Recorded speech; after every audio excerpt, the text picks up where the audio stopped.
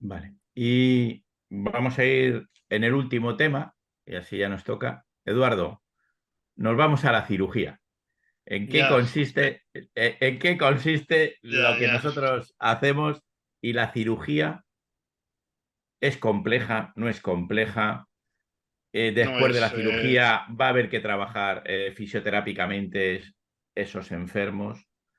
Y claro. Antonio, y dejo ya la pregunta, después de un enfermo operado con tornillos o sin tornillos o con una cirugía, el Formetric para ver cómo está la corrección o el futuro de ese enfermo nos va a servir para algo. Primero, Eduardo, por favor. Bueno, la cirugía evidentemente es una cirugía muy compleja. De hecho, todos estos parámetros y todas estas cosas que estamos intentando ponernos de acuerdo o discutir sobre ellos se debe precisamente a la complejidad de adecuar unos parámetros postquirúrgicos lo más cercanos a la fisiología. Y esta complejidad, digamos, mecanicista o que podríamos entender desde el punto de vista matemática o angular de líneas, ángulos y conceptos, se complica enormemente por el estado general de los pacientes que sufren estos problemas, con dos paradigmas muy importantes, que son el Parkinson y la osteoporosis. Eso lleva a poner o a tener que realizar estas cirugías en pacientes que tienen una calidad ósea muy mala o que tienen una calidad de salud muy mala por el Parkinson, digamos, osteomuscular y de marcha o de capacidad de recuperación también por el hecho del Parkinson, lo cual asusta mucho a los pacientes de Parkinson porque además suelen tener osteoporosis, ¿no? Entonces, la cirugía es de una enorme complejidad.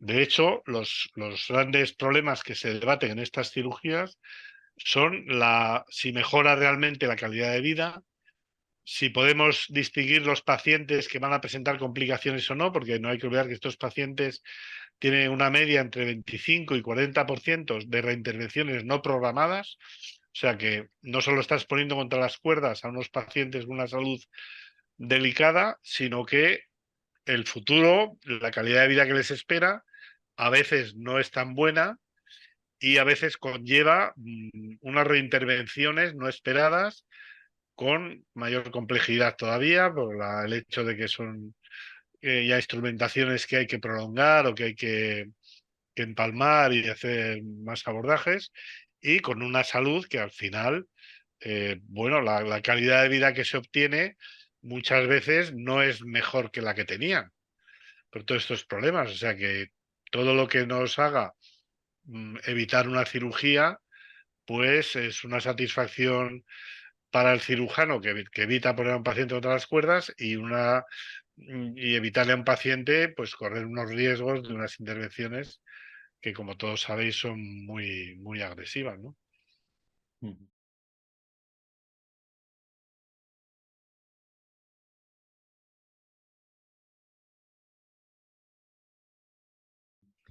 Antonio, ¿qué aporta Formetrix o qué aporta DIRS en enfermos operados si tienen fijaciones largas? ¿Nos sirve hacer, podemos volver a hacer ese estudio o no tenemos capacidad de hacerlo? ¿Interaccionan de Pues manera negativa? si hablamos de pacientes que tienen un problema, una patología neurológica, después de un ictus, por ejemplo, claramente tarda hasta que lo ponemos delante del sistema, porque ya tiene que hacer una reeducación cognitiva de su paso, de su marcha, de su postura total. Pero tenemos centros que después de la primera fase de recuperación, ya se pueden utilizar el Formetric y la estática. Así no tenemos barras para utilizar el sistema durante la reeducación y rehabilitación del paciente. Con un problemito es como cuando no tenemos la espalda libre, si tenemos una herida Ujú. después de la cirugía. Claro, eso podría cambiar el resultado de la espalda, pero eso es solamente en casos cirugía de la columna y después del tratamiento de la herida se podría continuar a medir y cuantificar sin rayos X, sin tomógrafo, etcétera. Sí. ¿Tenéis gente que habéis hecho estudios con fijaciones, artrodesis dorsolumbares, tornillos puestos en vértebras dorsales y lumbares? Claro, claro, sí. Obviamente no vemos las No, tornillas y no, no, todo. no, no dinámicas, no los vemos, pero se sigue pudiendo valorar Sí, sí, las exactamente. vértebras. Tenemos centros de cirugía, cadenas en Estados Unidos, en Alemania también, que utilizan el sistema por la reeducación y rehabilitación de la postura del paciente después de una cirugía. Sí.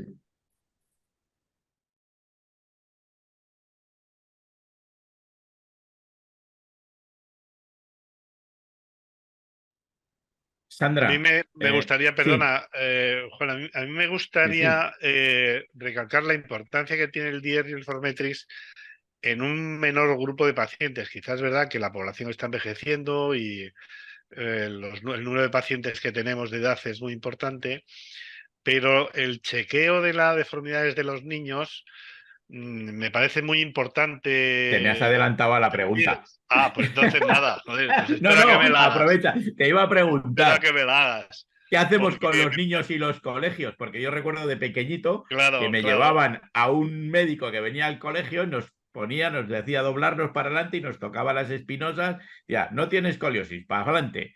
Pero hoy Claro, en día, claro, no, qué harías tú? ¿Qué harías tú con no, esto? no, a mí me parece que hay un campo muy importante en ese tema, porque esos chequeos escolares han convertido la escoliosis en la escuelaliosis.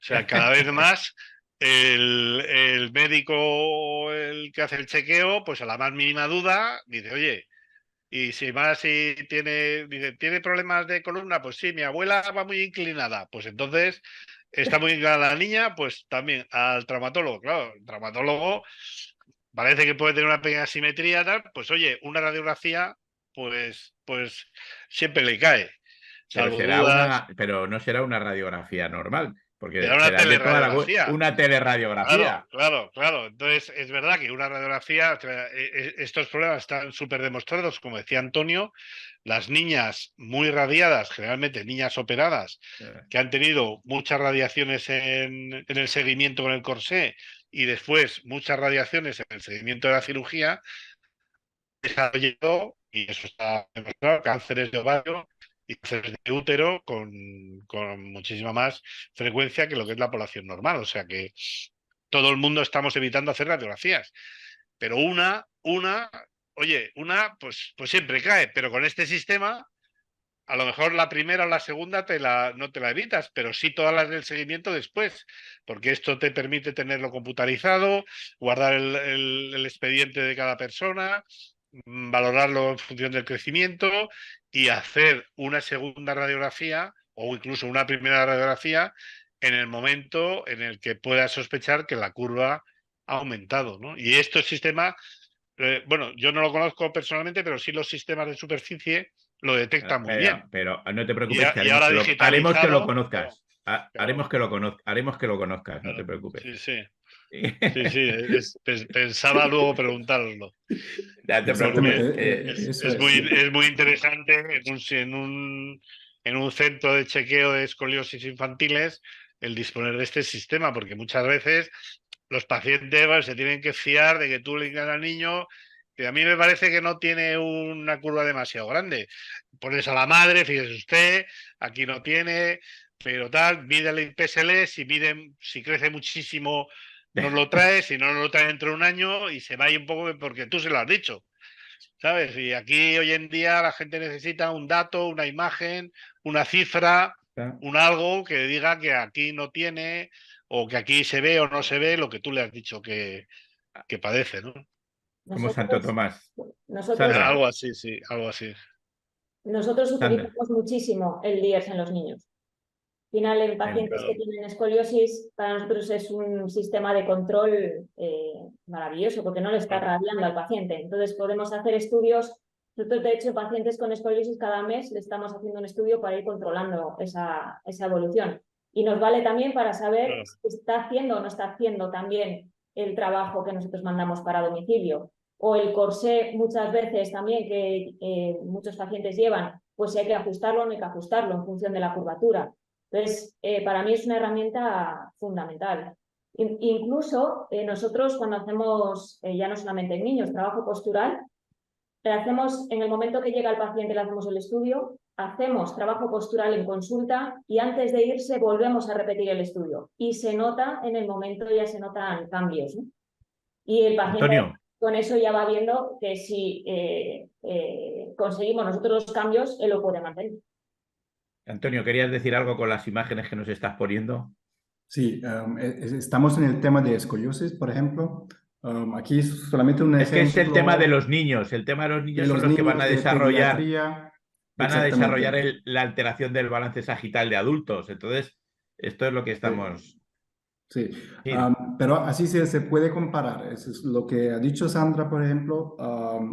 Se puede también cuantificar y documentar si el paciente está siguiendo la terapia. Aquí tenemos un ejemplo, por ejemplo, el paciente que tiene un corsé y después de 4 horas ya hemos medido el paciente otra vez y ya se ve el cambiamiento de postura del imbalance sagital, ya ha alterado de 1 grado la rotación y todo. Así el sistema es útil para ya todos los temas que tenemos en postura. ¿Ya?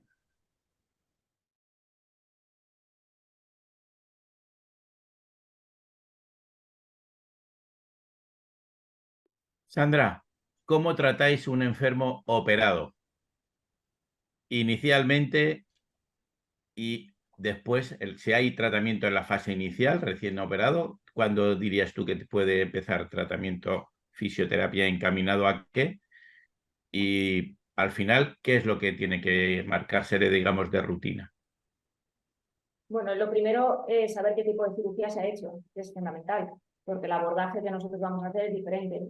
Si hay una fijación, vamos a trabajar de una forma y si simplemente ha sido una disectomía, por ejemplo, trabajaremos de otra. Entonces, en función del tipo de cirugía, vamos a empezar trabajando de una forma u otra. Cuando hay fijaciones, la columna nosotros siempre dividimos los tratamientos en dos partes, ¿no? Una parte antiinflamatoria y una parte regenerativa de ese tejido, donde trabajamos con todas las terapias, pues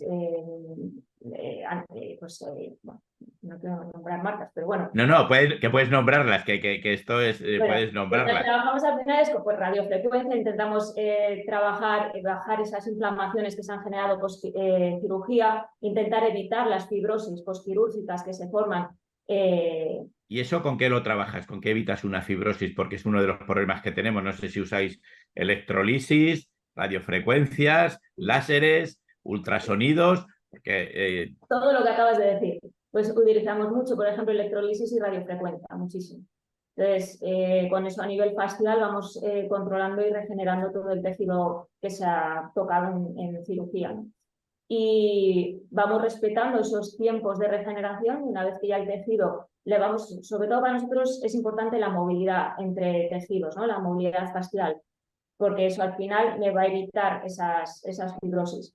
Y una vez que ya hemos pasado toda esa fase antiinflamatoria, empezamos a trabajar, bueno, en esa misma fase trabajamos toda la parte respiratoria, o sea, toda la parte diafragmática, toda la parte dorsal, las movilizaciones de columna de toda la zona dorsal, por ejemplo. O sea, si ha habido una fijación lumbar, empezamos a trabajar toda la parte superior también. O sea, intentar que el paciente, aunque haya tenido una cirugía, puede moverse y puede trabajar el resto del cuerpo exactamente igual, ¿no? Siempre limitándole la zona que no queremos que empiece forzando. Y una vez que ya hemos pasado esa fase antiinflamatoria, empezamos con toda la fase de control motor, de empezar activación de musculatura profunda y de reeducación al final. muy bien, pues vamos a llegar al final de este desayuno y entonces lo vamos a hacer en orden inverso. Antonio, tú tienes ahora aproximadamente 1 minuto o 2 minutos para dejarnos unos mensajes a los compañeros que nos están viendo y que han compartido este café con churros en el día de hoy. ¿Cuál es el mensaje de Antonio, de DIRS y de Formetric que nos dejas en este desayuno? la cosa más importante de todos depende, no depende de cuál es la profesión, de quién utiliza el sistema o de quién trata el paciente. El objetivo es siempre lo mismo. Es el bienestar del paciente y DIRS lo mide. Eso es. Por el conseguimiento de la terapia, por el follow-up. Muy bien. Sandra, tu momento de gloria. No, bueno, yo al final lo que he hecho de menos en los pacientes y sobre todo en muchos profesionales es trabajar más la parte preventiva, ¿no? Que, o sea, ya tratamos al paciente cuando hay una lesión y una patología estructurada, pero yo creo que se puede hacer muchísimo a nivel preventivo, ¿no? O sea, evitar una degeneración, no la vamos a evitar porque al final con la edad vamos a atender a la degeneración, pero sí vamos a hacer que sea mucho más compensada, ¿no? Y que sobre todo tengamos mejor calidad de vida. Con una segunda pregunta a ti, que también se la haré luego a Eduardo. ¿Qué les pedirías o qué nos pedirías a esos profesionales que estamos en el otro lado, que somos los médicos y que tratamos la columna? ¿Qué echas de menos de nuestra parte? Pues Es el momento de decirlo, ¿eh? no, a ver, muchas veces nosotros, el paciente nos llega ya en unas fases, o sea, no en una fase inicial de una rehabilitación, por ejemplo, después de una cirugía, ¿no? O sea, después de una cirugía, cuanto antes cojamos al paciente, la recuperación va a ser muchísimo mejor. Porque si, lo que te comentaba antes, si nos encontramos ya con una fibrosis, nos va a costar muchísimo más luego esa recuperación. Y el paciente piensa que una vez que me opero, ya tengo que estar quieto y no me puedo mover, ¿no?